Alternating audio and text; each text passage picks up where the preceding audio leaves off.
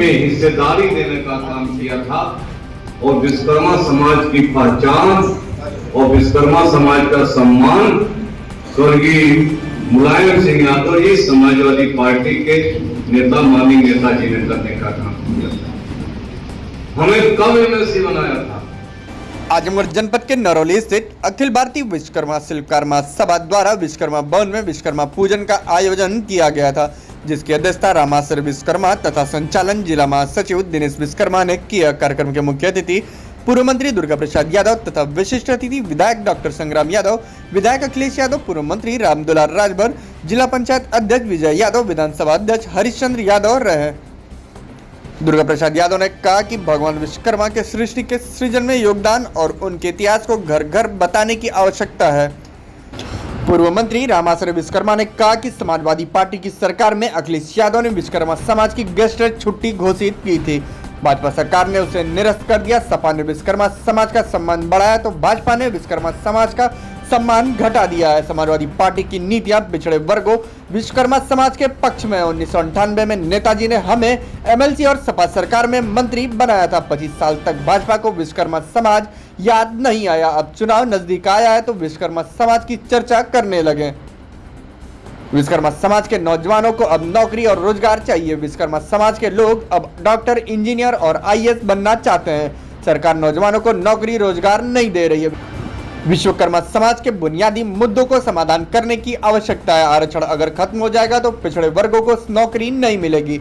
जाति जनगणना से ही हम सभी की वास्तविक जनगणना का पता चलेगा।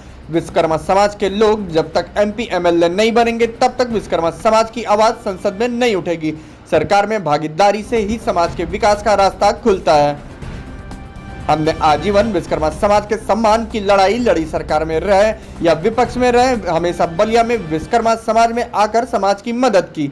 समाज की सामाजिक और राजनीतिक ताकत बनने का जो प्रयास किया उसी का नतीजा है कि लोग विश्वकर्मा समाज की चर्चा दिल्ली में कर रहे हैं। क्या इससे क्या लाभ नहीं? योजना लागू करने से उनको लाभ की बात नहीं है। जो पिछड़ी जात के लोग हैं, जैसे विश्वकर्मा समाज के लोग हैं, राजभर के लोग हैं, निषाद के लोग हैं,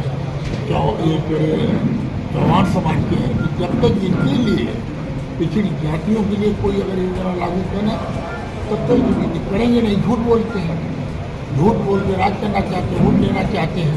तो ये जो योजना लाए हैं बीजेपी वाले, इसको लेके आप क्या कहें? अरे लावत हो, वो तो झूठ बोलते हैं। इसके पहले भी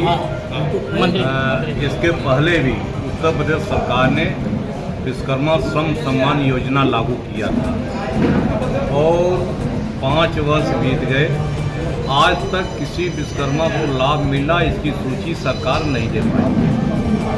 किसी को लाभ ही नहीं मिला।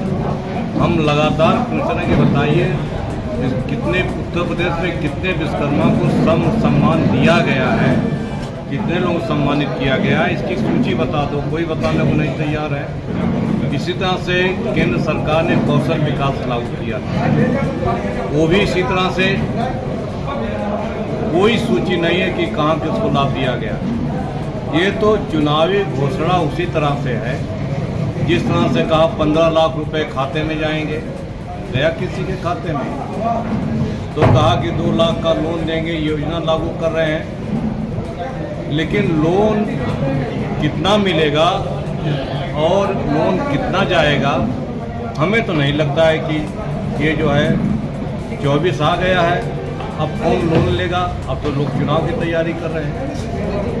ये हर समाज के लोगों को किसी न किसी योजना के माध्यम से केवल लालीपाप दे रहे हैं 2024 में वोट लेने के लिए।